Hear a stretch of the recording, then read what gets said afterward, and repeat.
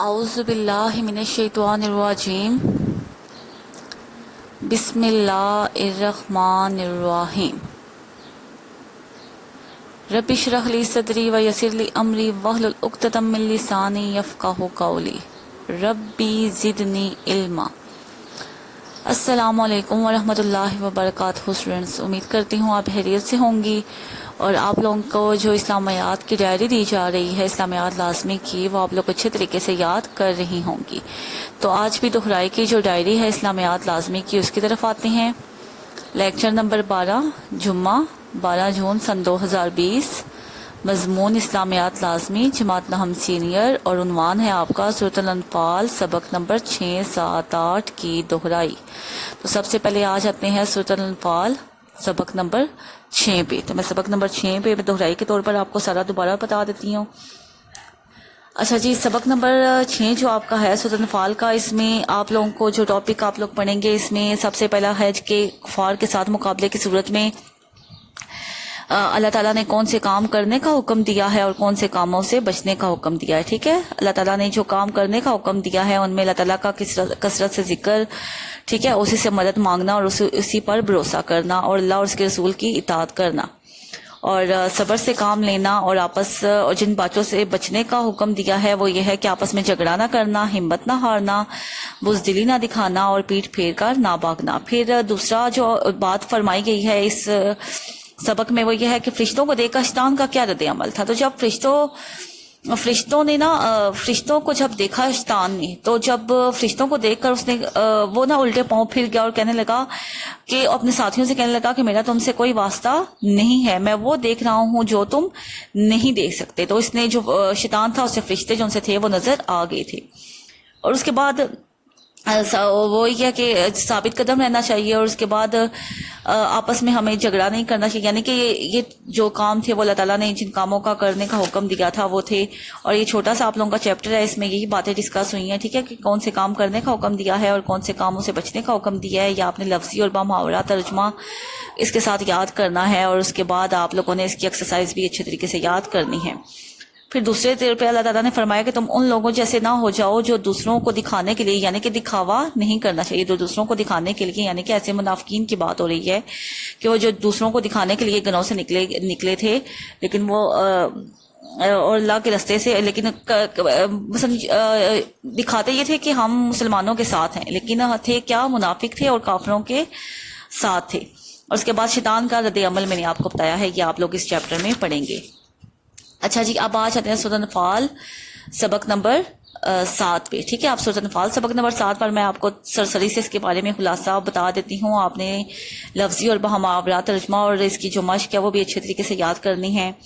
اچھا جی، اس میں اللہ تعالیٰ نے کیا فرمایا ہے کہ جو منافق تھے اور جن کے دلوں میں بیماری تھی، تو وہ جب مسلمان اتنی کم تعداد میں جب نکلے تھے، 313 کی تعداد تھی، تو جو لوگ منافق تھے اور تو وہ کہتے تھے کہ ان کو تو ان کے دین نے مغرور کیا ہوا ہے، یہ اتنی تھوڑی سی تعداد میں مسلمان ہیں اور کفار 1000 ہیں، یہ کہاں ان کا مقابلہ کر سکتے ہیں۔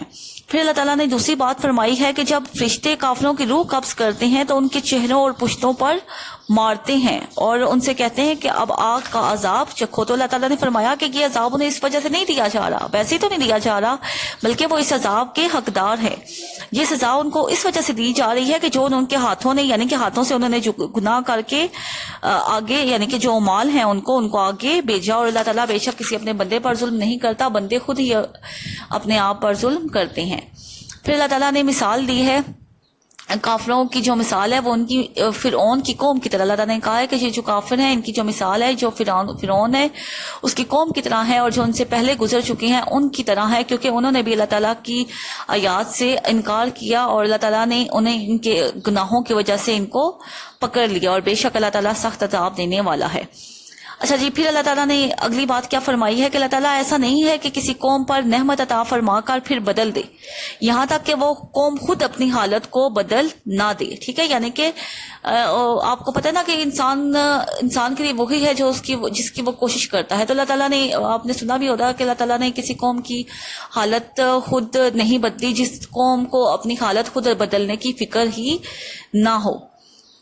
اس کے بعد اللہ تعالیٰ نے فرمایا کہ فرعونیوں کی مثال میں نے آپ کو بتا دیا کہ اللہ تعالیٰ نے کہا کہ اللہ تعالیٰ نے ان کو سمندر میں غرق کر دیا اور انہیں تباہ و برباد کر دیا. کیوں تباہ و برباد کر دیا؟ کہ وہ اللہ تعالیٰ کے نزدیک کافر تھے اور وہ کسی بھی صورت میں ایمان نہیں لا سکتے تھے. اچھا جی، آپ آ جاتے ہیں سورۃ انفال سبق نمبر 8 پر. ٹھیک ہے، اس کا بھی میں آپ کو مختصر سا خلاصہ بتا دیتی ہوں کہ اس میں اللہ تعالیٰ نے کیا حکم دیا ہے. اس کا بھی آپ نے لفظی اور محاورہ ترجمہ اور اس کی مشق جو سی ہے وہ اچھے طریقے سے یاد کرنی ہے. ترجمہ اگر آپ لوگوں کو اچھا یاد ہو گیا تو آپ لوگ اچھے مارکس جو ہے وہ بورڈ میں اٹیمپٹ کر سکتے ہیں، لے سکتے ہیں. تو اس کے لیے اچھے مارکس کے لیے آپ کو اسلامیات میں آپ کو پتا ہے کہ مکمل نمبر آتے ہیں، تو اس کے لیے ضروری ہے کہ آپ کو ترجمہ لفظی با محاورہ بہت اچھا یاد ہونا چاہیے. تو آپ لوگ نے ترجمہ اچھے طریقے سے یاد کرنا ہے. اچھا جی، اس سبق میں اللہ تعالیٰ نے فرمایا ہے کہ کافر یہ گمان نہ کریں کہ وہ بچ کر بھاگ نکلے ہیں، بلکہ وہ اللہ تعالیٰ کو عاجز نہیں کر سکتے. پھر اللہ تعالیٰ نے فرمایا، اللہ تعالیٰ نے مسلمانوں کو حکم دیا کہ آپ کفار سے مقابلے کے لیے اپنی جو جنگی سامان ہے اس کو تیار رکھیں، تاکہ جو کفار ہیں وہ ان کے دلوں میں آپ کا جو رعب ہے وہ بیٹھا رہے.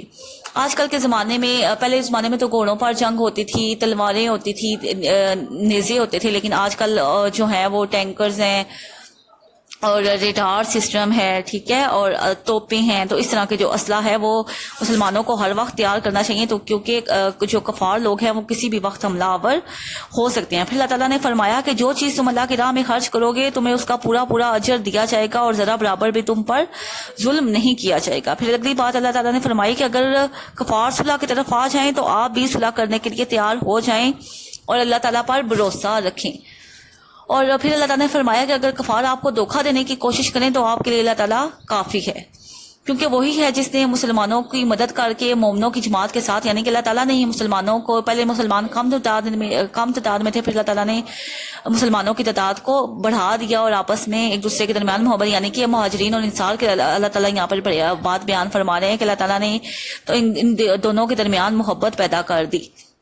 اور پھر فرمایا کہ اگر آپ خرچ کرتے ہیں جو کچھ زمین میں، اللہ تعالیٰ نے فرمایا کہ جو کچھ زمین میں ہے اگر آپ سب کا سب خرچ کر سکتے تو تب بھی آپ انصار کے دلوں میں محبت پیدا نہ کر سکتے، لیکن اللہ تعالیٰ نے ان کے دلوں میں آپ کے لیے محبت پیدا کر دی ہے. یہ آپ لوگوں کے تینوں چیپٹر سے.